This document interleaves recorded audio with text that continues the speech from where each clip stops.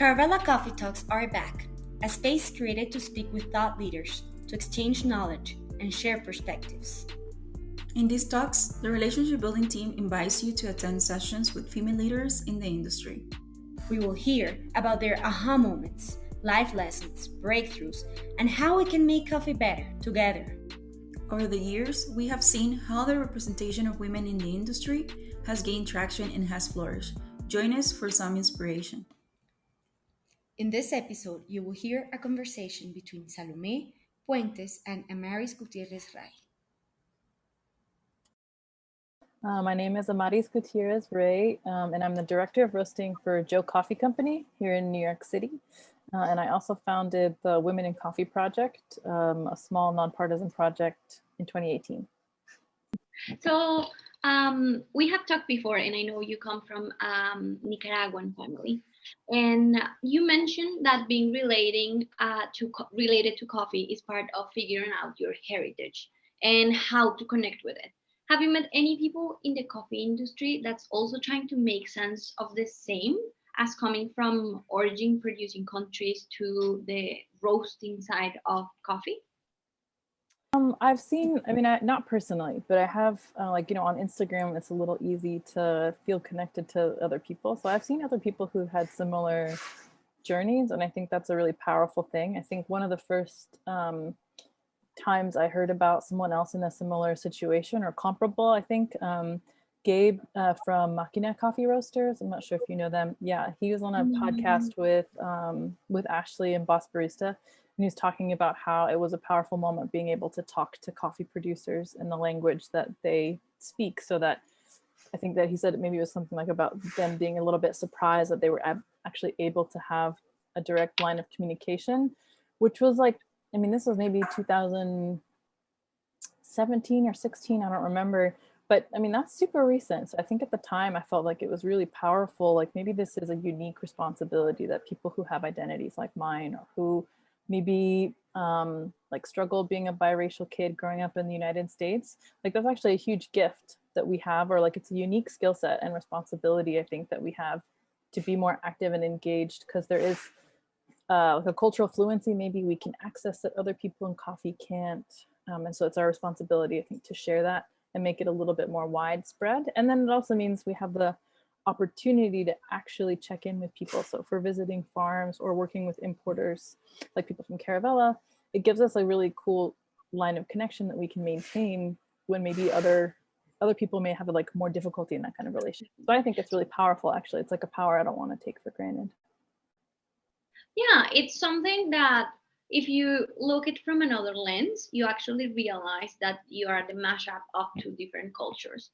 And you have the opportunity to explore both and to connect with both. And that opens a whole new world for you, especially if you are within an industry or a product or a coffee, especially if you are into like the industry of coffee or any agricultural product, basically. So you can connect with the roots and where coffee is coming from in this case. So you told me that while you were majoring and studying, you found coffee as suitable opportunity for you to grow and to have a different income. Why don't you tell us a little bit about how this became into your passion for coffee and your whole new profession? Because I know this has happened to a lot of people in the coffee industry, but you can not only relate to that, but Coffee Open, you exploring your heritage and how to actually connect to where you're coming from. Why don't you tell us a little bit more about that? Yeah, that's actually super true. The people in the coffee industry come from so many backgrounds. Like a lot of people don't set out to become a coffee person, but they end up becoming a coffee person. I think that's one of the most beautiful things about the industry. But yeah, for me, so I started working at a coffee shop as an undergraduate student in 2005 in Atlanta, Georgia. And my family is Nicaraguan. My mom and grandma and uncle emigrated to California. And then so I grew up there, and then we moved to Georgia. But I was like, that time in your teens, maybe when people are trying to figure themselves out a little bit, like what kind of music do I like, but also all this other big stuff that you're kind of like developing a sense of self. So I liked coffee a lot because it felt like there were so many stories within coffee, and I was studying English literature. I liked, hearing my grandma tell stories about like, superstitious folk stories from when she was little. And I was curious, I think, about like Nicaraguan people in general. My grandma also was a big proponent of Nicaraguan coffee, and she had this national pride. Like, of course, it was from Nicaragua. It was the best coffee in the world. And there was a juxtaposition there, though, because I started working at this coffee shop, and people were starting to pour latte art and get really interested in stuff, but I didn't really hear anything or know anything about what Nicaraguan coffee quality was like, or like those weren't things that I was hearing people talk about. Even people I looked up to, or like, searching for YouTube videos on how to, do things to make coffee better. Back in the day, there was like a little bit less widespread knowledge, so we had to kind of like search for it on the internet. So at that time, I think I was just mostly curious, like, why isn't there more? Or like, how can I learn more? Or the stories of these people, who are these people? Because my family doesn't come from coffee or agriculture in Nicaragua, because they're from the south. That's not the coffee growing region. So I was just super curious. So throughout working in coffee, like as an undergraduate, and then I just kept going because it was a good job working in cafes, into grad school, I started studying more stuff about like archives and community records, and what are the things that hold people's identity to like the real world, and what are the things that are more oral histories. I met this oral historian. So all this stuff kind of like swishing together made me feel like all this stuff lives in coffee. Like the history of the world is seen in coffee, like global history, different countries' histories, like, the oppression of people basically exists because of like sugar and coffee, which is a terrible thing. But we have all these shared histories that I think coffee has such a powerful role to play in making sure we don't forget those things. Because that's like a common problem now, we kind of forget a lot about what's happened in the centuries past. So I saw a lot of like everything I was interested in came together into coffee.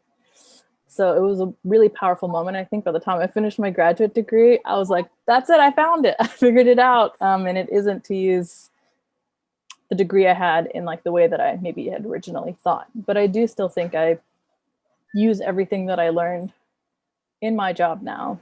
And it's not like a waste, or I don't feel any regrets. It has put it together in a lot of really tangible ways. And I think it has also helped me figure out this like I mentioned, like kind of biracial background that I had. I kind of always felt like I had to be one or the other. Like I had to be more American, or like when I was younger, my mom would put pressure on us to, not use Spanish around other people because she didn't want us to feel like we were left out. And so because of that, especially my younger siblings, they lost a little bit of that. And now they have a little bit of guilt because they feel like they can't be fully Nicaraguan either. And our Nicaraguan relatives were like, don't forget, all these things about where you come from.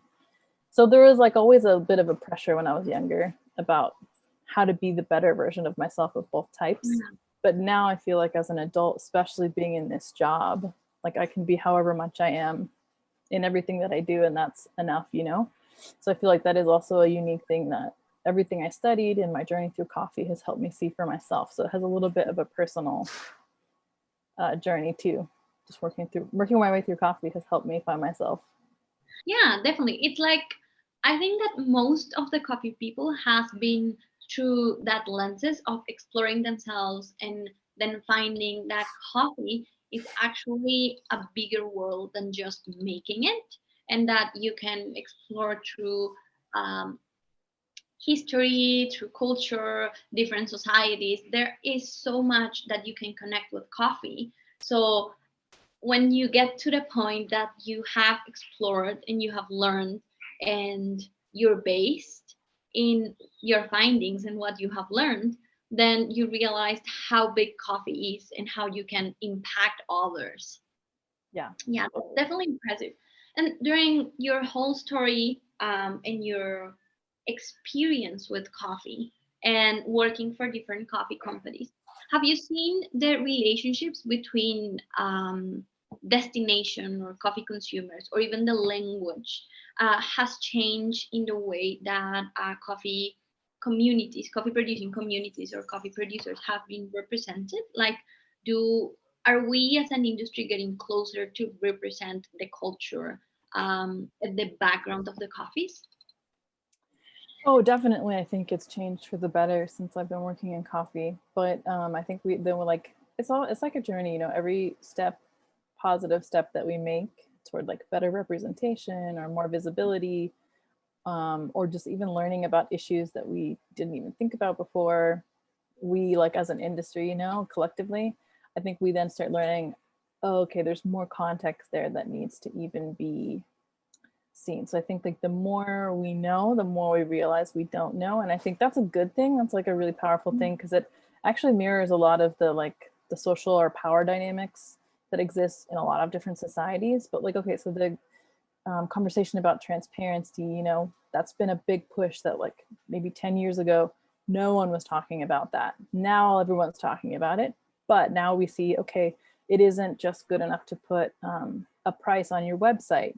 You also need to maybe have more context for your customers to understand like what that even means, why they should be interested, why they should care, and why that might be different from Colombia or Guatemala, like any other place. There's a diverse set of variables going on in each place.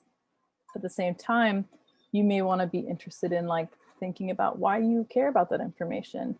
Is it still the same power dynamic? Have you asked for consent from the producer to be able to share this financial information publicly? So there's like a certain level of ethics that the more you get into something, I think the more you realize like it's not such an easy like, boom, everybody puts a price on their website and everything will be better.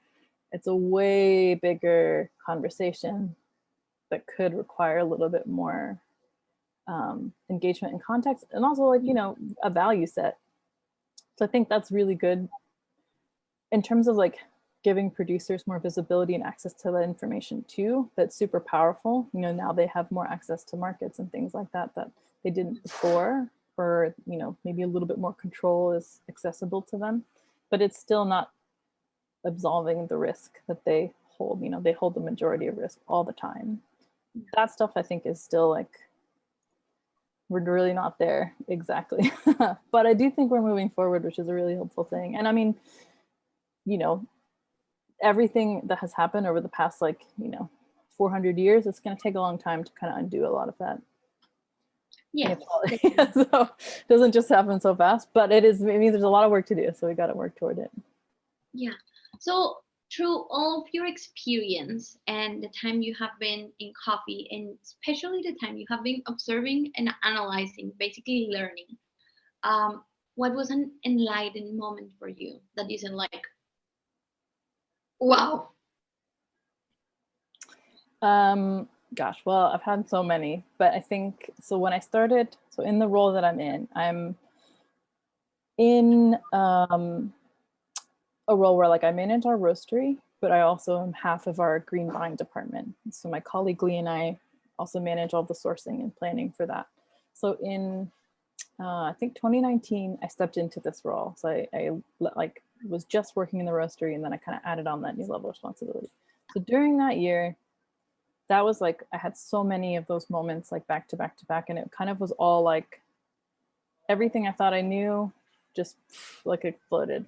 Like, you know, I met with an importer who I had never heard of anything to do with like futures contracts or spot purchases, or a bunch of these kind of big, like the world that you live in, the Caravella world, you know, these are like, it's like maybe a vocabulary that you hear, so you're more familiar with it. So I was encountering tons of things that I wasn't really that familiar with all at once. So I was like, wow, there's a massive world within the world of coffee that makes coffee possible that I just, you know, didn't know anything about. And that blew my mind. And it was a really good thing. It meant that like everyone that I met, every importer, every person that I worked with on that green part of my job taught me something totally new. So I was like learning from everybody, and I kept having to be like, thank you for teaching me that, because I wasn't sure, you know. But at the same time, I was like thinking about the Women in Coffee Project, which I know we can talk a little bit more about later, and a lot of this stuff too. And I was like, wow, visibility still is something that is like, it keeps escaping us. Like I learned how many women work in coffee? Like how much of the workforce is actually female? And that was something that I even think like I'm a pretty, like I consider myself a feminist, you know? And that wasn't stuff that I had really known or understood before or appreciated. So I think that is those moments where you're like, I've been working for so long and it's been really like, I can't still see the big picture, you know, like you keep turning the corner and the mountain is bigger kind of thing. So I think that like critical 2 or 3 months where I was like, oh my gosh, like I have literally only lived on, you know, this much of the coffee industry and it's like this big. I think that was probably the big moment, I think. Yeah, especially when like there are not a lot of job positions or opportunities to become part of the green coffee buying team or to have really close relationships with origin. Even though we are part of an industry that talks a lot about direct trade, then when you come to origin and figure out internal dynamics for each country, because it's different from country to country. So when you're exploring those dynamics, then you're like, take it in, everything, please. No, for sure. It's a lot. So we went on some sourcing trips, my coworker Lee and I, and we made this little like survey for us, or not like a survey, but kind of this little report. That way, because there's so much information you're absorbing and you learn so much and you have these really amazing opportunities to talk to people. But almost there's a point where your brain struggles to remember it all, you know? So I made these little like surveys that way, like at the end of the day, that way I wasn't walking around taking notes. I was actually able to be present and speak to people. But at the end of the day, I would come back and read the things and be like, okay, oh yeah, like that is something I should remember. Like, you know, just questions about like, who was there? Where did you go? How many people were there? Who did you meet? You know, all these little things. That way I could even remember like some names of plants in Colombia that I was really curious about, the first shade that I had never heard of before. All these little things. That way my brain wouldn't fail me and I wouldn't remember it later. But it is a lot. You learn a lot really fast. It's a really like steep learning curve at first.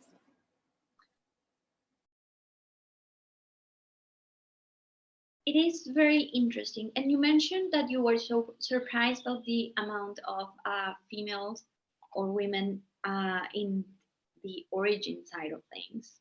I know your passion and your like projects are always related to equity. So why don't you tell us a little bit about that? Yeah, so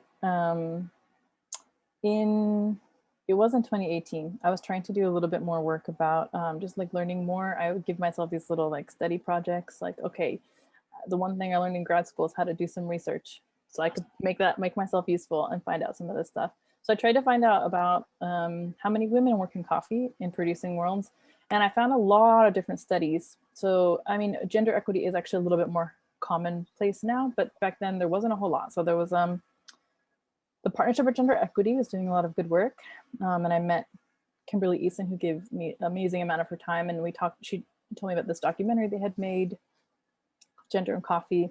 And I started looking into just different reports. So some people had some reports about gender representation, other organizations and certifications like Rainforest Alliance and other science like related groups had information too, but it was a little bit like fragmented. And it's all about like the quantifiable thing, like how many producers came to this workshop and how many of them were female, or like, you know, those kinds of things. So I was like, okay, there's a lot out there that is like kind of incomplete. And then there's also not a lot out there about the stuff I think is really important. Like, do they feel comfortable in their roles? How do they see themselves? Do they see themselves as having access to things that are going to help them in their businesses and their jobs and their lives? You know, the stuff that we all want. So I was like, okay, there's definitely an opportunity here to create something that's not related to money, because that's a big one. You know, when you're a company and you're asking like a female producer, are you happy? And you just wanted to buy their coffee, of course. It's like a weird power dynamic there, you know? And you can't just like go up to a stranger, someone you don't know, and ask them how they feel about their life. Also, that's not like that respectful. So I was like, okay, there's got to be ways that we can figure this out and make it something sustainable, long-term, that will push us closer to an equitable future, or at least understanding what that looks like. at the time I wasn't even sure what gender expression looked like in different places, because I had met, this may have been before or after, I don't really remember, but we'd met a producer in Colombia who, super smallholder producer, and that we met this man, this individual, and he introduced us to his wife right away, and he was like, she does 75% of the work, and she was like super nice, and we walked around and saw stuff with them, and very upfront about her contributions to like the quality of their coffee and how much she manages, but still we bought like a bigger lot that combined a lot of smallholder producers like contributions, and we got the transparency list from you guys in Caravella, and it was just his name, you know, on it, which is fine. I think that they seemed to be in like an equitable relationship. Obviously he was like front and center with her impact, but you know, these are the kinds of things that I think like, okay, I know at least from Nicaragua, you know, there is like the male on the deeds of the house, and like that's kind of how the system works. It isn't to say that that individual relationship was inequitable. So, you know, I feel like there's a lot that we don't often see or know or can like project on, or I think we do project a little bit about what we think gender expression might look like in other places. So I was like, okay, there's got to be a way to put a lot of this together. So I did. Is the long and short of it. And so it was just like an opportunity to get more personal and have interviews and talk about what people are interested in, what passion projects they had going on. A lot of women starting their own businesses, the first few women I interviewed. And it was a really good opportunity to just connect without any kind of ulterior motive or like business motive with different people. And it was kind of cool. We found out pretty quickly that we actually have a lot in common, you know, not having a lot of medical benefits for women when they go off to have a baby, you know, like, wow, we know what that's like here, you know, things like that are very similar, I think. So it was a really good start to the project. And we originally started too by inviting women to come here to New York. So we would do kind of like a Skillshare, but almost like a reverse buying trip. So we put all of our resources into inviting them here for a period of time to taste together, to just have like a talk. And then we did a panel event where we could just talk openly about our experiences. And that was really great. And then COVID hit, so we stopped that part of the model. But yeah, that was just, I think, like a really powerful thing to be able to come together to talk about our shared goals, but not have any external pressures that might get in the way. Yeah, so we actually focus on understanding each other and understanding the different cultural expressions. I'm a big fan of that because we have seen, or in my experience, for example, the way that we interact between women from country to country is very different.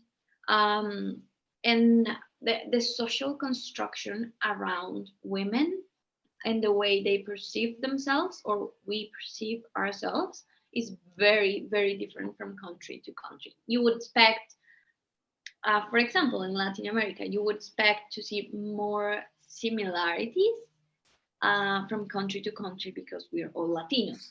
But then you start traveling around and you see the dynamics, not only on how women present and understand and perceive themselves, but the dynamics within the family and how their roles or our roles are accepted, introduced, presented, or respected. So creating those spaces where women can openly talk and interact, just by interaction, we will find out all of this difference and how, as a green coffee buyer or a person that's directly related to coffee, you should try to keep in mind and to interact when you're coming into the environment of the conversation, especially if you're building relationships and you're securing your supply chain. Totally. That's very, very interesting. And it is interesting to see more people focusing on it and trying to show the differences and creating spaces where people can connect and try and understand these different cultures and how to reach them. Because it's not that common, especially in consuming countries. There's no like a space where people together to try and understand this to bring equity. Because in the end, if you are buying the coffee, you have some power over it. And if you want to shift the power dynamics, as we all say we want to do in coffee, well, you need to understand these things to get the context in order to balance the power dynamic and be respectful of the relationship as well. Do you want to add anything to the conversation of women in equity in the relationships between purchasing coffee, supply chains, and origin and destination, and how you ambition the industry to move forward? Yeah, I do think, just going back to what we talked a little bit earlier about like communication, I think we're in a period now where appears to be a lot of demand or like energy being put into efforts for transparency and like data and things like that in a way that I think has a lot of momentum because we kind of have been building on it for a couple of years. But I still think there's a little bit we haven't quite figured out. So I would like to suggest, I guess, anyone who's interested in that, in the company or integrating more types of transparency into their company, to start asking a lot more questions. Like we see you guys at Caravella as a powerful resource for us because there's so much context we can't even begin to assume to understand. So I feel like there is still maybe leveraging the role of the importer and exporter to be able to get some more context, I think is still something I don't see a lot of people doing, at least from my position. I know now it's a little hard. I don't meet a lot of new people because I'm, in my little world, in my little bubble on my job. So maybe, there's a lot of people doing good work that I can't see. But I do see that being an amazing resource that helps us also build our understanding of like how to collaborate. That really means a back and forth, how do we have communication with individual people that's respectful, even just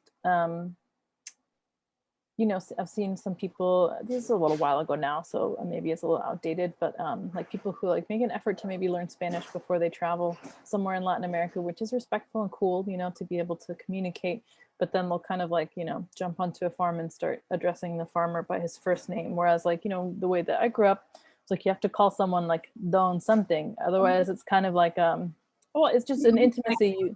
Yeah, exactly. There's an intimacy maybe you don't have.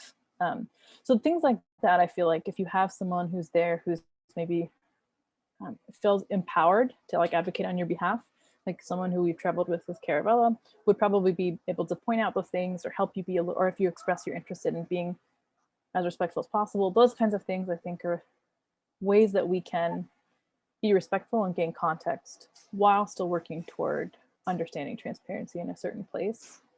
But that really won't happen unless there's clear lines of communication. And then that means you can get things like consent and you can get things like context, Whereas yes, I think it's very important to bear that in mind.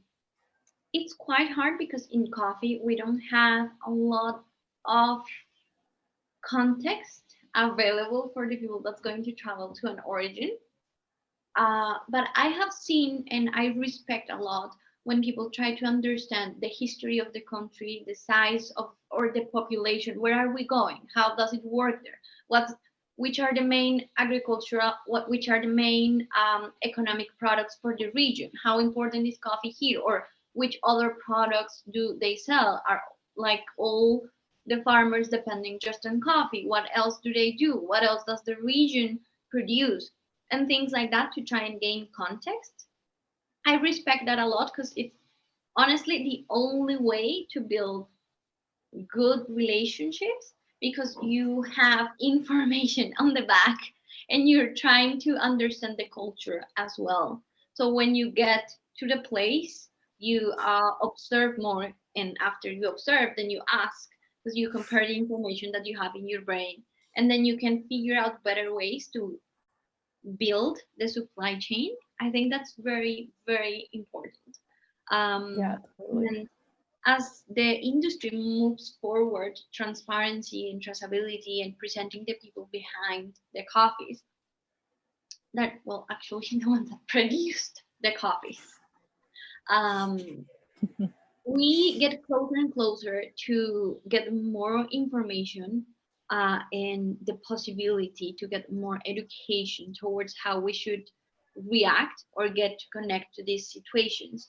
Because we get closer to the producers, and as we get closer to the producer and understanding their context, we can get closer to equity and how does an equity environment looks like in a specific place or in a specific country, village, region, whatever.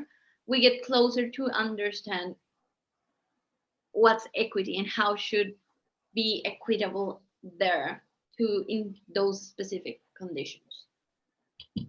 Yeah, we can't decide that either. Like, I do think that's part of the, it's not a problem necessarily, because I know there are good people talking about it, but like, we can't decide what's equitable for, you know, each country. Like, those voices should be there too. If you want to talk about what an equitable supply stream looks like, everybody who's involved should have a say, you know, or should be able to, if they feel like asking questions or have a conversation about it, even if it comes down to like, well, you know, you think you're paying a good price, but actually we need this price, you know, the people are only going to feel comfortable if they feel like they're going to be heard, you know, to be able to talk about that kind of stuff. So that is a powerful thing. I think that it requires a lot of work. It doesn't just happen like, you know, you show up and the trust is there. Everybody, and you need to be prepared for some of those hard conversations too. Like, what do you say then? If you're like, okay, you're right, you know, we should pay a better price or something else, you know, or like you said, you wanted to do this side project, but actually I want to use, if you're going to give us some money, I would rather do this, you know. Those are the things that I think you need to be able to like make space for those conversations. Yeah, that's very important. And after all of this that we talk about, and thank you for taking the time, what is like the most important thing that people in the same position that you have should know? Well, I think for other women especially, or any younger people in these kinds of roles, the old guard, or like people who maybe didn't participate in equitable practices in my type of job before, like I felt a lot of pressure to know everything when I started, you know, and I think like that's totally false. Like, there's no need to learn everything, and no one actually knows everything, because really the most like humble people are the people who could teach you the most, the people who admit, you know, there's always going to be something new to learn. You're never going to learn it all. That's actually amazing about coffee. It's impossible. And that's a good thing. You shouldn't want to like need to learn it all, you know. That means that you have many long years of like learning with other people and alongside other people ahead of you, and that is like what will keep you engaged and finding meaning in a job like this. So I felt like there were some older white men in my jobs when I was younger who kind of, you know, expected me to learn everything and know everything. And I think that pressure no one should feel that pressure, you know. You can take things slow and learn at your own pace, but also be open to asking questions and stuff and feel like those resources are out there for you. Yeah, and keep looking for the content. Yep. That's definitely a driver. Yeah. That will ease things out. Yeah. Well, thank you for taking the time. We are really happy that we got to talk to you. Thank you. Thank you so much. No, thank you. We are happy to learn about more equitable initiatives and to learn from other people in the industry, because we often forget that we have amazing leaders and amazing people that building up what's coming for the industry, and this is the perfect time to learn, to adjust, and to change the mindset. Totally. Thank you for taking the time. No, thank you, Salome. Thanks for watching Carabela Coffee Talks. Women make coffee better. We hope you enjoyed this conversation and got inspired. To learn more about the coffee professionals behind each talk, visit our website and subscribe to our podcast on Apple, Spotify, Google Podcasts, or YouTube channel. See you next time.